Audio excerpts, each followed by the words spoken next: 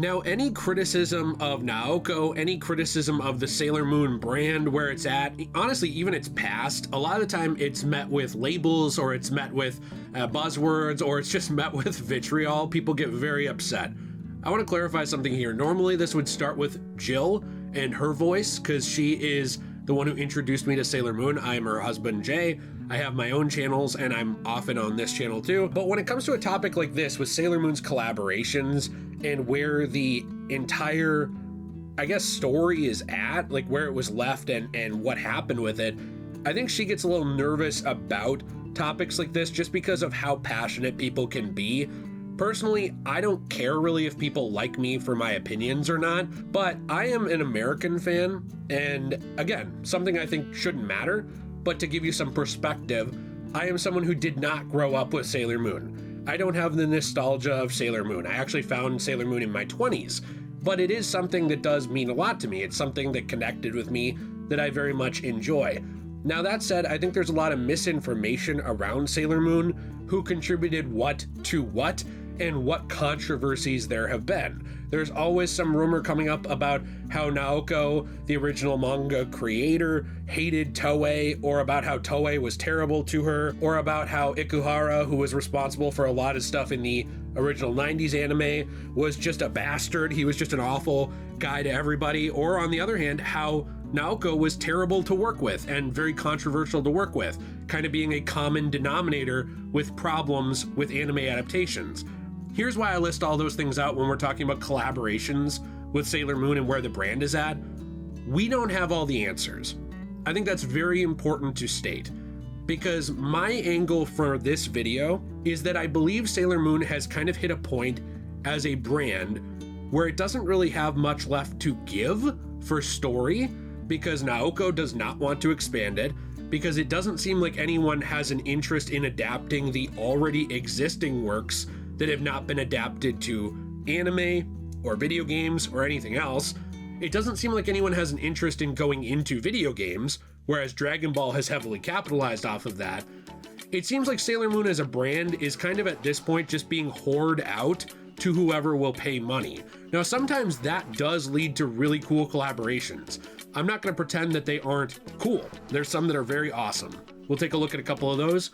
But overall, I think it's kind of disappointing where the series was left, considering that it's still constantly milked for merch, collaborations, clothes, pretty much anything under the sun. So anyway, I'm not sure how this video will be received. Hopefully good, but we'll see. And I'm always interested in your opinions down below, whether they agree with me or not. And I do have a question of the day for you, which is, if you could see one thing for Sailor Moon made new, whether that's more story, video games, manga, anime adaptations of something, what would it be? Like, what would you want to see? Let me know. Now, again, at the end of the day, do I own the Sailor Moon franchise? No. This is pretty much up to Naoko. This is pretty much up to the original writer of the manga, who has been heavily criticized at this point for a lot of things. She's been heavily criticized as being difficult to work with, like I said before. She's been heavily criticized as essentially hating the 90s anime, hating the people who worked on it. I brought that up before because we don't know all of the story. A lot of these things are rumors. You know, there have been some places where she expressed displeasure with the direction that they went, and there have been places where she has said very kind words about people who worked on it. Obviously, with Sailor Moon Crystal, she wanted it to lean more closely to her original vision. But even with that, there are things that were changed. Then you move into the movies, which are even closer to her original vision for those arcs. So, that said, when I'm talking about this, it does not come from a place of malice or dislike of Naoko. Do I sometimes disagree with how people handle brands and stories that I like? Sure, but I don't really have anything against them. That said, Sailor Moon is pretty much collaborating with anything it possibly can, and has been for many years, while creating no new story. Things like Sailor V have not been adapted. And I know that there was, at the time when it was being written, when it was finishing, the magazine that it was in went under. So I understand why it wasn't adapted originally. But even now, when there's a thirst for more Sailor Moon stuff in that universe, it still is not adapted. It's still not turned into an anime, a movie, nothing. It's just kind of left there. Side stories are left there. We'll take a look at that. And yet you can get tons of collaborations with brands that do not actually fall within the realm of reasonable price or even affordable to normal everyday fans. Now, should every single thing, every single piece of merch be for every single person? Maybe not. You know, if there was an official Sailor Moon car wrap and it was thousands of dollars, I would say that that's probably not for certain fans.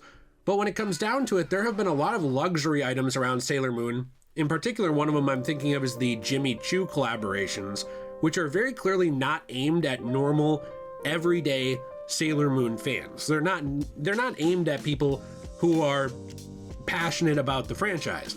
What I often see with things like this is that Sailor Moon is licensed to these different groups, and I'm sure Naoko is the one who makes most of the money off of that because I believe she has almost complete creative control at this point. But I do know that when it comes down to it, you see things like that where it's hundreds, sometimes thousands of dollars for products, or even more recently there was a candy collaboration for chocolate where it was being scalped. Because, and if you don't know what scalped is, it means it was bought and resold for a much, much, much higher markup by the secondary market, people on eBay, people like that. And so these things show us that there is this thirst for Sailor Moon. There is this thirst for the series. And yet, despite that thirst, despite when we've talked in the past about, hey, you know, there's all these options for more story, options for more universe, options for video games, something that other anime like Sword Art and even Dragon Ball have gone in on and done very well for themselves with.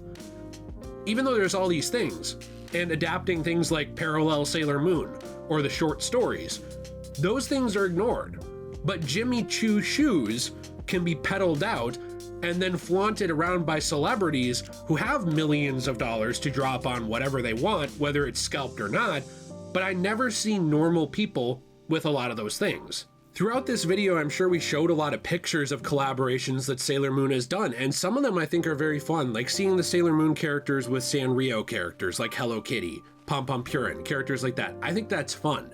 Seeing certain crossover elements is very, very enjoyable, and I think it brings a smile to a lot of fans' faces, and there's nothing wrong with that. I also want to be clear that there's nothing wrong with selling your story as a product, but something that I have personally noticed that I have a lot of respect for, and that I think a lot of people have respect for, is that a lot of anime and manga brands and stories that do this are at least willing to put out something new. You know, they're at least willing to make something. They're at least willing to expand that world, that story, show some appreciation to the people who do also line the pockets of the original creators. At the end of the day, did we make Sailor Moon? Any fans? Anyone watching this? Me, myself? No.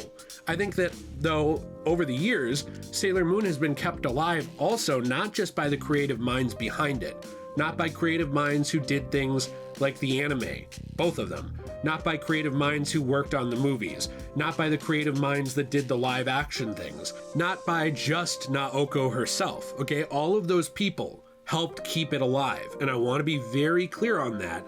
I respect these creators, but I also think it's worth noting, and it's something that I think in Japan is not pushed as much as in America, so that's a little bit of a cultural difference. When you have a demand for something, you supply it. You know, when there is a demand or a thirst for stories, when you have a world that is very, very beautiful and intricate and amazing, a lot of times you want to do something with it. Now, does that mean that you want to milk it into the ground and ruin it? No. And I see that argument all the time when I've mentioned things like this in the past, that, well, you just want them to milk Sailor Moon. You want them to make stories forever. No, absolutely not. But they're already milking Sailor Moon. That's my point. Every time there's money to be made on underwear, there's a Sailor Moon collaboration, candy, drinks, all of these different things. If they can slap Sailor Moon on it to make a buck, someone is doing it. Now, who do you want to blame for that? A lot of people blame Naoko because they say, well, she's the one in creative control now. In the past, it was Toei. Now it's her.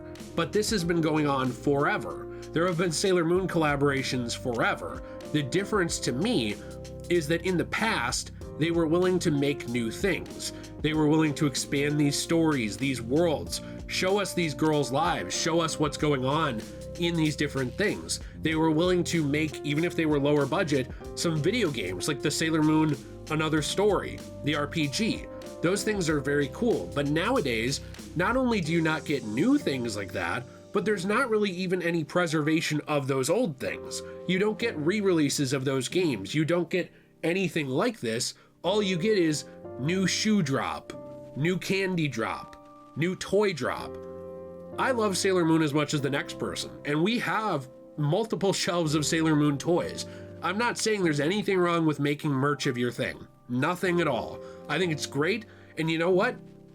If you are a creative, talented person like Naoko, where you come up with this world and these characters, or even you're the creative people, I would say, with the anime adaptations, where, you know, some of those things are totally your own idea, like the Sailor Moon R, S, and Supers movies. Make your money. I don't care. But the difference to me is that when you're making that money, to me as a fan, and I think to a lot of people, again, just the fan perspective, just the perspective of those people who do help pay for Sailor Moon to exist, it comes off very tacky to borderline whore out the brand to every possible collaboration you can for an extra dollar or for extra currency wherever you are in the world, but not to want to do anything new with it, not to want to visit any new areas, new stories, new worlds, anything. You just kind of are like, I made my money, now I'm going to use that to make more money. And it makes me wonder what the intention is behind your story if the only thing you want to do with your story is reprint it a billion times in the newest possible box set, which never changes anything. We got a new Sailor Moon box set recently. No change, nothing. It's not like it adds something new and exciting to the story. You just want to reprint it and sell shoes and stuff like that. I guess to me, that then comes off like Sailor Moon is more of a product to the people who created it than it is an art. And I think that that's just kind of too bad. I know a lot of people disagree with me, and that's fine. You're free to disagree with me. It won't change my opinion on it. But that's just kind of where I stand on it, where I look at these stories, even like Sailor V, and I don't think I would have this opinion if there was a Sailor V anime, you know, adaptation on the horizon or anything like that. I'd say, yeah, make your money, and you know what? You're creating things that the fans can enjoy and that bring people together and make communities. People met through these characters. People fell in love through these characters. And I think it's just sad that those characters seem to mean more to people ranting on the internet than they do to the people who have the rights to them. So anyway, in the spirit of commercialism, to show that I love making money myself, I do want to say multiple things here. We have a Fortnite code that goes to help support our channels. I have my own channels as well, which are in the description. If you want to direct any vitriol towards anybody, it would probably be on mine, because I don't think Jill's going to care what you say about me here.